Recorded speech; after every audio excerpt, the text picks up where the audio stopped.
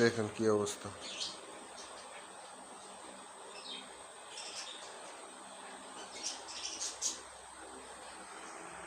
বাচ্চাগুলোকে আলাদা করে দিছিলাম, এই যে ছোট জায়গা পেয়ে এটার করছে কি দেখছেন অবস্থা। এইভাবে জল্লাদ। এখন হলুদ দিয়ে দিব। এই খাঁচা এই জোড়াটাকে আলাদা করে দিছি, এটাও ডিমে আছে, পাখি ডিম পেড়ে দিবে তার জন্য। এখন হলুদ দিয়ে দিই।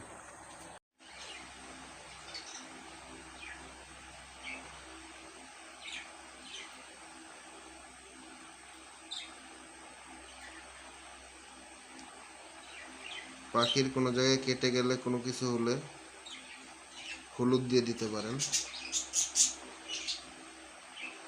ওদের জন্য হলুদটা খুবই ভালো। ও ধরতেই দিতেছে না।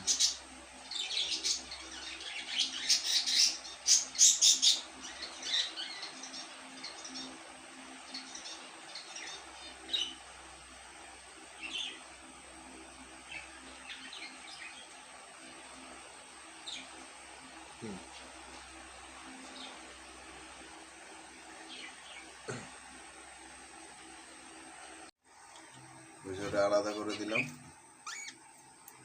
ওটা এখন আলাদাই রাখতে হবে। কোনটায় যে এরকম করে, এই বাচ্চাটা তো পশমে আর উঠলো না, ওইটাও বড় হচ্ছে না, ওইটাও যত সময় জিঙ্কের সমস্যা আছে। কোনটার ঠোঁটে রক্ত নেই, যে কোনোটার কথা বলবো। আর এটার তো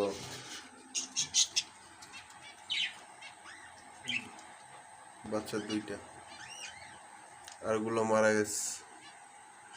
দুইটা আছে, দোনোটা ব্লু কালার আসতেছে। দোনোটাকে হ্যান্ড টেম করবো।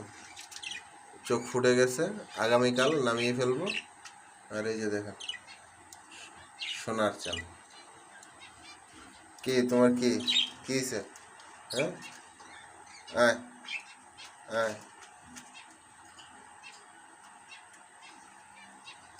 এটা হচ্ছে সোনার চাল,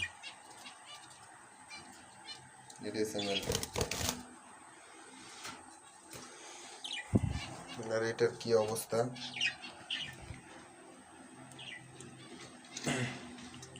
এবার কি হয় দেখি, এবার যদি ডিম না ফুটে জোড়াটাকে আলাদা করতে হবে।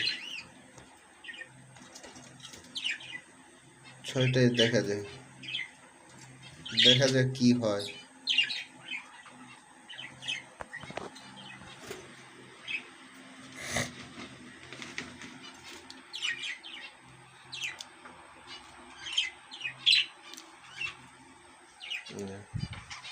বাচ্চাগুলো যে বড় হয়েছে, মিটিং করতেছে না। মেল খুবই মিটিং করার জন্য পাগল হয়ে গেছে, ফিমেল করে না। এই যে দুইটা, এই দুইটাও কোনো খবর নাই। প্রিন্সের বাচ্চাগুলো তো একেবারে আর কয়দিন পরে ডিমে চলে আসবে, রানিং হয়ে গেছে। এই যে হচ্ছে মেলটা, এটা কালারফুল আসতেছে। এটা হচ্ছে গিয়া জোড়াটা, এই যে ডিম নিয়ে বসে আছে।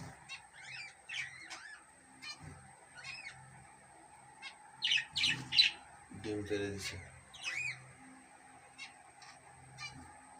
সবাই আমার পাখিদের জন্য দোয়া করবেন। আসসালামু আলাইকুম।